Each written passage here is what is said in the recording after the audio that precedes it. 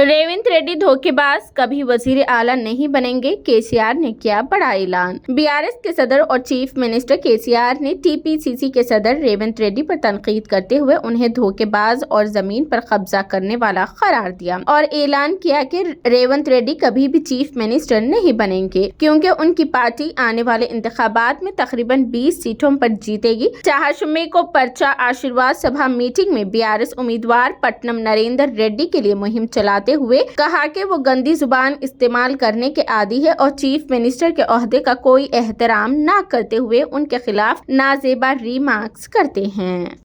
50 ఏళ్ల కాంగ్రెస్ టైంలో ఎట్లా ఉండే ఈ 10 ఏళ్ల బీఆర్ఎస్ పాలన ఎట్లా ఉన్నది, ఇది మీరు బేరీజ్ వేయాలి, దీని అంచనా కట్టాలి మీరు. అప్పుడేం జరిగింది, ఇప్పుడేం జరుగుతూ ఉంది.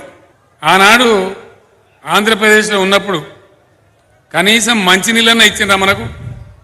కృష్ణా గోదావరి నదుల మధ్యనే ఉంటాం, ఇయ్యలే. ఎండాకాలం వచ్చిందంటే ఎన్ని బాధలు, ఆ మోటార్లు కాలిపోవుడు, ఊళ్ళలో సర్పంచులు బిల్లు కట్టలేకపోవుడు, చాలా పెద్ద బాధ. ఇట్లా అనేక బాధలు పెట్టినారు. రైతుల గురించి పట్టించుకోలే, పేద సాధల గురించి పట్టించుకోలే.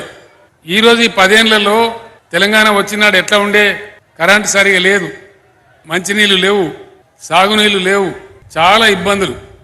చేనేత కార్మికులు చచ్చిపోతూ ఉండ్రి, రైతులు కొంతమంది ఆత్మహత్య చేసుకుంటూ ఉండ్రి, అనేకమైన ఇబ్బందులు. చాలామంది ఆర్థిక మేధావులతో మాట్లాడి ఒక లైన్ తీసుకున్నాం.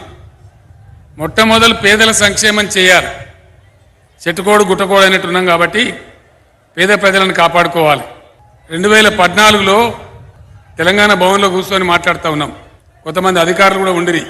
నేను ఒక మాట అడిగిన, ఈ పెన్షన్లు ఇస్తూ ఉన్నాం, ప్రభుత్వం ఎందుకు ఇవ్వాలి పెన్షన్? అసలు కాంగ్రెస్ టైంలో ఎంత ఉండే పెన్షన్? 200 ఉండే. నేను అడిగిన, ఈ 200 రూపాయలు ఎవరి ముక్కలు పెడతారు, దేనికి సరిపోతుంది, ఎందుకు ఇస్తున్నట్టు పెన్షన్ అంటే, ఏం కావాలి సార్ అన్నారు. ఏం కావాలంటే నేను ఒకటే చెప్పిన, సమాజంలో అనుకోకుండా కొంతమంది దెబ్బతింటారు, కొంతమంది విధి వంచితులు అవుతారు. ఒక ఆమెకు భర్త చనిపోయి ఉండవచ్చు, ఒక ఆమెను భర్త వదిలేస్తే ఒంటరి స్త్రీ ఉండవచ్చు, కొంతమంది పెద్ద మనుషులు అయితే, ముసలి వాళ్ళు అయితే వాళ్ళకు చూసేవాళ్ళు ఉండవచ్చు, లేకపోవచ్చు. అదేవిధంగా ఈరోజు మంచిగా ఉన్న మనం దేవుని దయ వల్ల, భగవంతుని దయ, అనుకోకుండా ఒక యాక్సిడెంట్ అయితే ఓ కాలు చేయి పోవచ్చు, మనం కూడా అంగవైకల్యం రావచ్చు. ఇట్లా ఎవరైతే సమాజంలో విధివంచితులు అవుతారో వాళ్ళని తప్పకుండా కాపాడాల్సిన బాధ్యత, ఆదుకోవాల్సిన బాధ్యత ప్రభుత్వం మీదనే ఉంటుంది.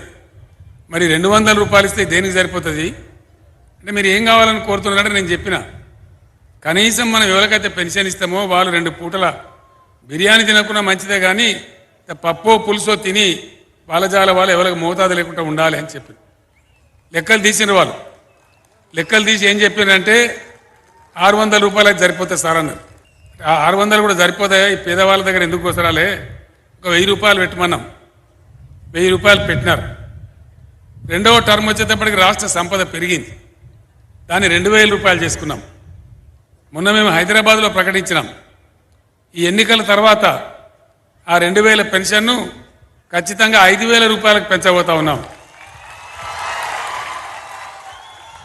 రాష్ట్రానికి సంపద ఎట్లా పెరిగితే అట్లా పేదల సంక్షేమం, రైతుల సంక్షేమం చేసుకుందాం అనుకున్నాం.